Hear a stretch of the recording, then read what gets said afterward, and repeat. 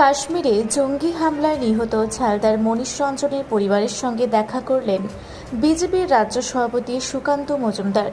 মঙ্গলবার জম্মু কাশ্মীরের পেহেলগাঁওতে নৃশংস জঙ্গি হামলার ঘটনায় পুরুলিয়া জেলার ঝালদার বাসিন্দা মনীষ রঞ্জন মিশ্র নিহত হন। বুধবার তার বাড়িতে উপস্থিত হন রাজ্য বিজেপির সভাপতি তথা মন্ত্রী সুকান্ত মজুমদার। সঙ্গে উপস্থিত ছিলেন পুরুলিয়ার সাংসদ জ্যোতির্ময় সিং মাহাতো, জেলা বিজেপির সভাপতি শঙ্কর মাহাতো সহ অন্যান্যরা। পরিবারের সঙ্গে দেখা করে সমবেদনা জানান বিজেপির নেতৃত্বরা।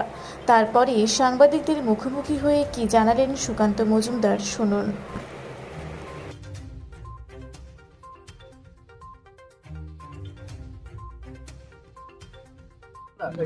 কলমা পড়তে বলা হয়েছে, তো অদ্ভুত ধরনের নৃশংসতা আমরা দেখতে পাই।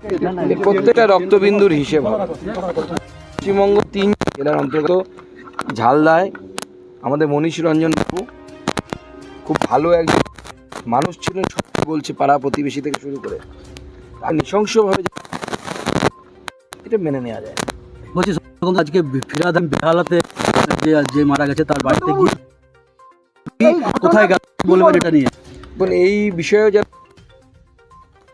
প্রাপ্তি হয়েছে আজকে সকালবেলা, আরো বাদবাকি যারা যুক্ত ভাইয়ের আবার হুর প্রাপ্তি হবে, চিন্তা নেই। এইরকম একটা মর্মান্তিক ঘটনা,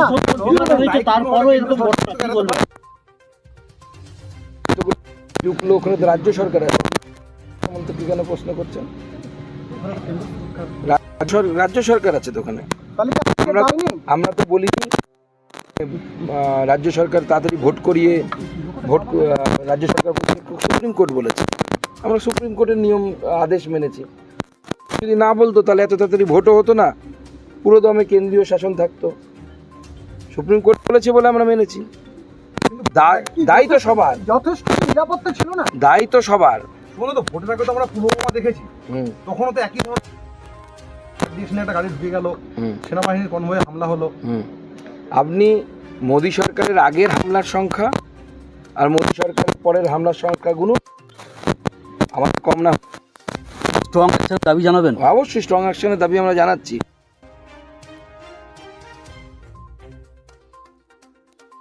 মাননীয় গৃহমন্ত্রী কাউকে ছাড়া হবে।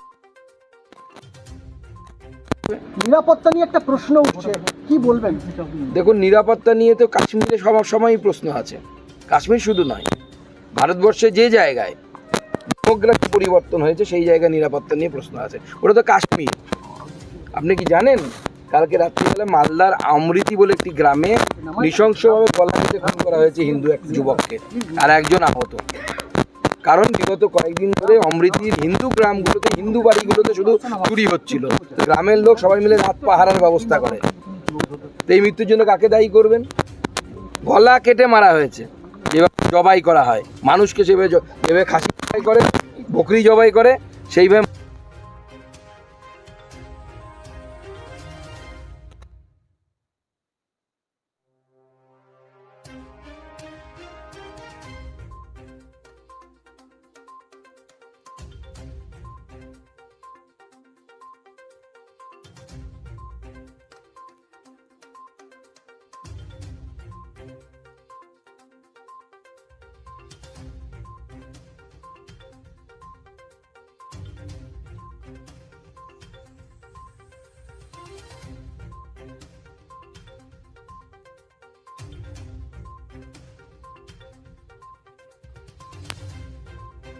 মিছিল তবে বন্ধ হবে, মানুষ ধর্মের নামে মানুষ খুন করা বন্ধ করবে।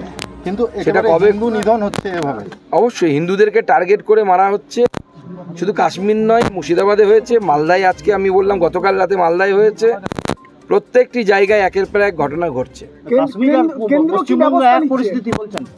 হ্যাঁ, আমি দুটোর মধ্যে কোনো পার্থক্য দেখতে পাচ্ছি না। ওখানে তো বন্দুক দিয়ে মেরেছে, উগ্রপন্থীরা মেরেছে, এখানে কারা মারলো বলুন না? হিন্দু গ্রামে ঢোকে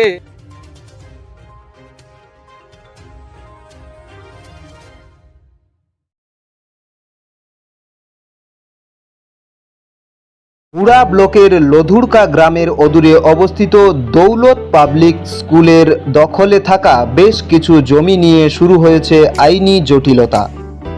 1197 আগে যে বেলাবহল মৌজা এবং 2239 দাগের যে লুধুরকা মৌজা, এই দুটো জমি আপনারা প্লিজ কেউ কিনবেন না, কারণ আপনারা বিপদে পড়তে পারেন, আইনি একটা লড়াইতে পড়ে যেতে পারেন।